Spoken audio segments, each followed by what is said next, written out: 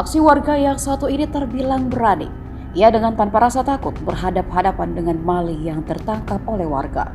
Duel maling dan pemilik rumah ini terjadi di atas rumah seorang warga di Pontianak, Kalimantan Barat. Video duel itu pun viral di media sosial. Terlihat pria berbaju putih diduga maling berhadapan dengan warga yang memegang kayu untuk melumpuhkan pelaku. Lalu pelaku juga mencoba melawan dengan menggunakan katapel. Disebutkan bahwa maling tersebut awalnya terpergok pemilik rumah masuk ke dalam kamar. Saat ketahuan, maling langsung memanjat atap rumah. Maling itu membawa katapel untuk menakut-nakuti warga. Sampai akhirnya polisi pun tiba. Pihak kepolisian pun mengamankan pria yang diduga maling tersebut.